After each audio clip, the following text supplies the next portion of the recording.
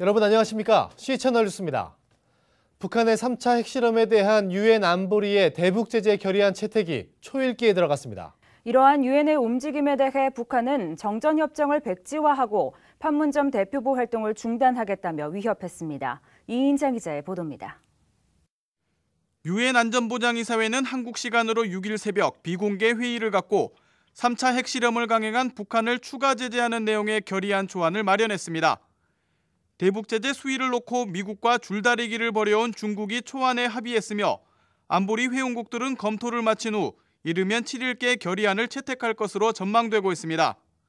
수전 라이스 유엔 주재 미국 대사는 회의 후 가진 브리핑에서 어느 때보다 강하고 폭넓은 조치를 결의안에 담았다며 제재 내용은 북한 외교관들의 불법 행위와 북한의 은행 거래, 불법 현금 거래, 여행 제한 등이 될 것이라고 발표했습니다. North Korea will be subject to some of the toughest sanctions imposed by the United Nations. The breadth and scope of these sanctions is exceptional and demonstrates the strength of the international community's commitment to denuclearization. 북한은 유엔의 이 같은 동향과 한미 키 리졸브 훈련에 맞춰 하루 앞서 5일 정전협정 백지화와 판문점 대표부 활동 전면 중단이라는 강도 높은 조치를 발표했습니다. 조선인민군 최고사령부 대변인 성명에서 북한은 미국과 한국의 핵무기 위협과 선제타격 징후가 있을 경우 우리식의 정밀 핵타격 수단으로 맞받아 치게 될 것이라고 위협했습니다. 지난달 19일 제네바 유엔 군축회의에서의 남한 최종 파괴 발언에 이어 또다시 북한이 강경 위협을 한 데 대해 대북 전문가들은 체제 자신감에 대한 표현과 함께 국제사회로부터 핵 보유국으로 인정받기 위한 전략으로 풀이하고 있습니다. 또 당장 군사적 행동으로 이어지진 않을 것으로 내다보고 있습니다. 이번 북한의 위협은 한반도 정세를 더욱 불안한 분위기로 만들어 원하는 경제 지원 등을 관철시키려는 것으로 분석할 수 있습니다. 통일연구원 허문영 박사는 정전협정 60주년이 되는 올해 북한의 이 같은 태도는 어느 정도 예상됐다며 특히 북한은 한국과 중국, 미국 등 한반도 주변국의 정권 교체기를 기회로 삼아 실리를 취하려고 하는 것이라고 분석했습니다. 하나는 이것을 이제 한반도 문제를 판을 크게 키우는 문제가 있고, 다른 하나는 의도가 있고, 다른 하나는 이제 그걸 통해서 빅딜을 또 하려고 하는 의도가 있는 것으로 보여집니다. 하지만 북한의 위협을 섣부르게 예측하는 것은 경계해야 한다는 주장도 있습니다. 북한이 그동안 말 대 말, 행동 대 행동 원칙을 고수하고 있는 만큼 남한과 국제사회 반응에 따라 천안함, 연평도 도발대와 같은 무력 사용 가능성도 배제할 수 없다는 분석입니다. 이제 해상 봉쇄라든가 이제 조금 더 물리적이고 군사적인 압박이 가해지면은 그것을 돌파하려는 어떤 직접적인 무장 충돌 형태의 그런 시위를 하게 되지 않을까 이렇게 예상하고 있습니다. 한편 우리 군은 북한이 군사 도발을 할 경우 도발 원점과 지원 세력, 지휘 세력까지 단호하게 응징하겠다는 대북 경고 성명을 발표했습니다. 한국기독교교회협의회 등 기독교계에서는 평화 캠페인을 전개하며 정전협정 60주년이 되는 올해 한반도 평화를 위한 획기적인 변화를 기대하고 있습니다. 하지만 북한이 핵사용까지 언급하며 남한과 국제사회를 위협하면서 한반도 정세는 더욱 불안한 상황에 놓이게 됐습니다. C채널 뉴스 이인창입니다. 종교인 과세가 추진되면 정부는 세수 확보 측면에서 득보다 실이 클 것이라는 분석이 나왔습니다. 근로소득세를 부과할 경우 영세한 종교인들에게 역으로 근로장려 세제 지원을 해야 하는 경우가 많을 것이라는 설명입니다. 기획재정부에 따르면 만약 정부가 종교인들을 근로자로 간주해 근로소득세를 부과할 경우 영세 종교인들에게 근로장려 세제 지원을 해줘야 한다는 입장을 종교단체들로부터 전달받았다고 밝혔습니다. 근로장려 세제 지원은 정부가 일정 금액 이하의 저소득 근로자 가구를 대상으로 근로소득 금액에 따라 근로장려금을 지급하는 제도로서 연간 최대 200만 원까지 지원금을 주도록 하고 있습니다. 조건은 배우자가 있어야 하고 연간 부부 합산 총소득 합계액이 부양자녀 수에 따라 최고 2,500만 원 미만이어야 합니다. 또 가족 전원 소유재산 합계액도 1억 원 미만이어야 합니다. 재정부 관계자는 대부분 종교단체들이 종교인 과세에 대해 큰 틀에서 동의하고 있지만 월급여 200만 원도 안 되는 영세 종교인들이 대부분이어서 근로소득세를 낼 경우 근로장려 세제 지원의 수혜 대상자가 대거 나올 가능성이 크다고 말했습니다. 종교단체들은 종교인 과세가 시행될 경우 대상자의 70~80%가량은 면세 대상자가 될 것으로 추산하고 있다며 세수 확대보다는 오히려 지출해야 할 돈이 더 많아질 가능성을 배제할 수 없다고 전했습니다. KCRP 한국종교인평화회의가 WCC 총회 제10차 부산총회의 성공 개최를 기원하는 성명서를 발표했습니다. 개신교와 불교, 천주교 등 7대 종단이 참여하고 있는 KCRP는 최근 정기총회를 가진 후 성명서를 채택했습니다. 성명서는 WCC 부산총회가 종교 화해와 협력에 기여하길 바란다며 국민들의 관심 속에 소기의 성과를 거두길 기원한다고 전했습니다. KCRP는 박근혜 정부를 향해 사회적 약자를 보호하고 국민 대통합의 시대를 열어가달라고 당부했습니다. 특히 쌍용차 문제와 현대자동차 문제 등이 해결될 수 있도록 관심을 요청했습니다.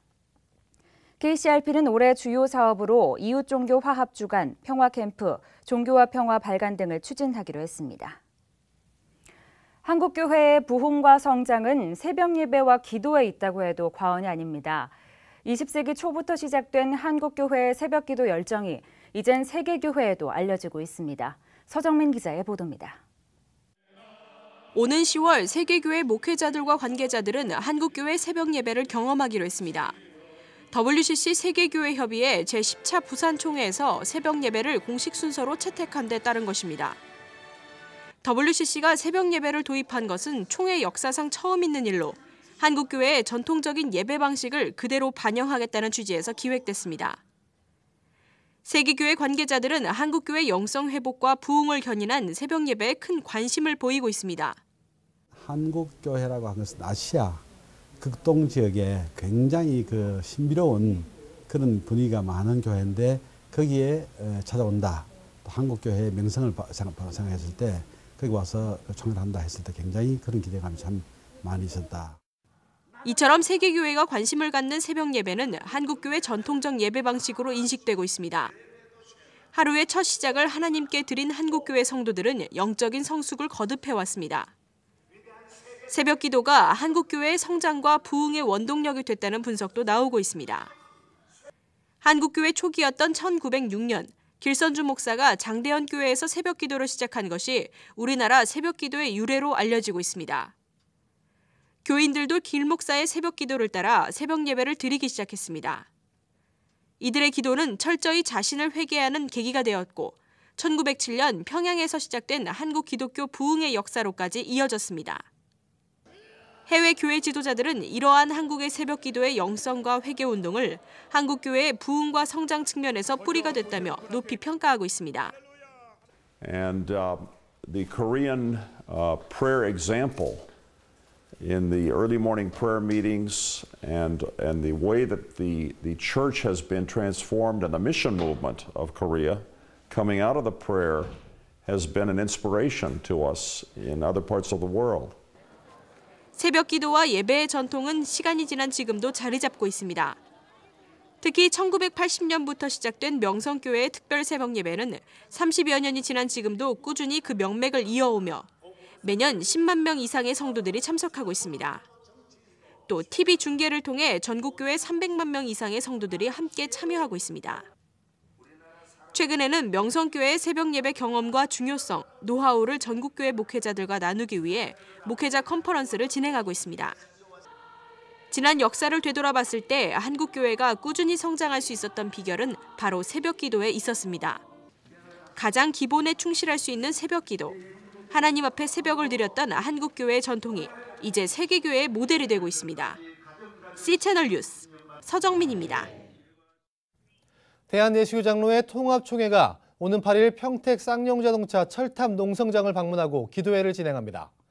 총회에서 정한 3월 10일 노동주의를 맞아 열리는 이번 기도회는 그리스도, 가난한 이의 벗, 노동자의 벗이라는 주제로 진행될 예정입니다.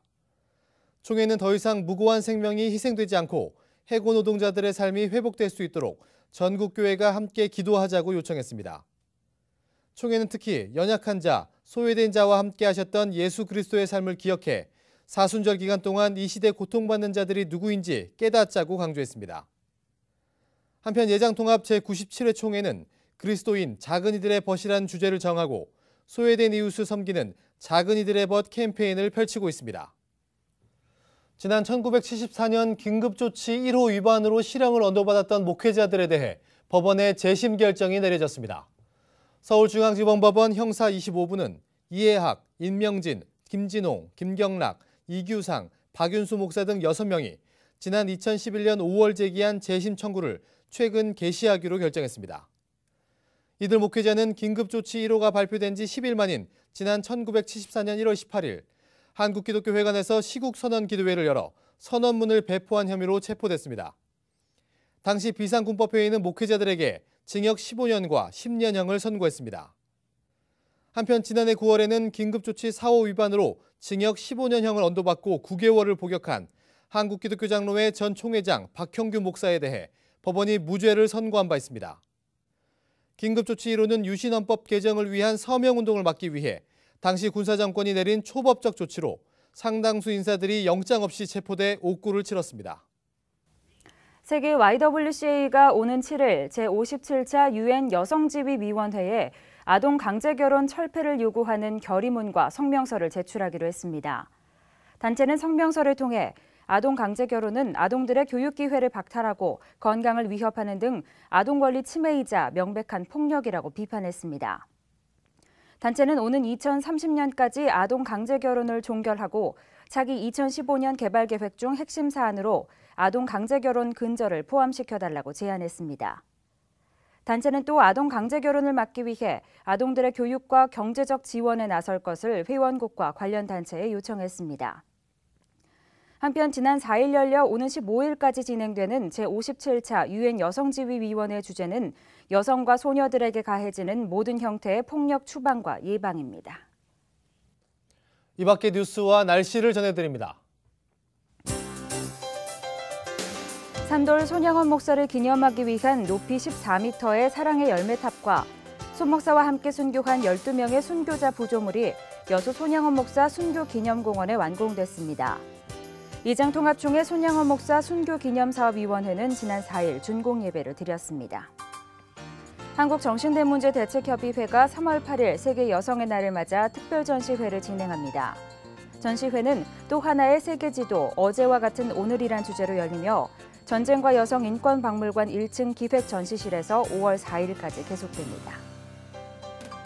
한국구세군이 104년째 이어오고 있는 건전생활 캠페인을 오는 7일 시작합니다. 캠페인은 사순절 기간인 3월 한 달 동안 전국적으로 실시되며 시민들의 무절제와 과소비, 약물 과용, 퇴폐생활 청산 등을 촉구하게 됩니다. 전국 교도소에는 건전생활 특집호를 배송하며 에이즈 예방 홍보 활동도 펼쳐집니다. KWMA 한국세계선교협의회 산하 협력단체인 한국선교사자녀교육개발원이 제1기 한국어 교원 양성과정을 진행합니다. 오는 4월 8일부터 5월 10일까지 총 5주 과정으로 지원 접수 마감은 3월 22일까지입니다. 날씨입니다. 전국이 대체로 흐린 가운데 중부지방은 한두 차례 비가 오겠습니다. 하지만 비의 양은 많지 않겠고 기온도 크게 변동 없겠는데요. 일교차는 여전히 커서 주의하셔야겠습니다. 더불어 전국 곳곳에 미세먼지 농도가 높게 나타나는 곳이 있습니다. 건강관리에 유의하시기 바랍니다. 아침 기온은 서울 6도, 부산 10도를 기록하겠습니다. 낮 최고 기온은 강릉 17도, 대구, 제주 18도까지 오르겠습니다. 바다의 물결은 남해와 동해 먼 바다에서 2에서 4m로 점차 높게 일겠고 그 밖 해상은 3m까지 일다 낮아지겠습니다. 주간 날씨입니다. 이번 주 주말까지 기온이 큰 폭으로 오를 것으로 보입니다. 다음 주 수요일에는 중부지방에서 비가 시작돼 오후에 전국으로 확대되겠습니다. 뉴스를 마칩니다. 시청해주신 여러분 고맙습니다.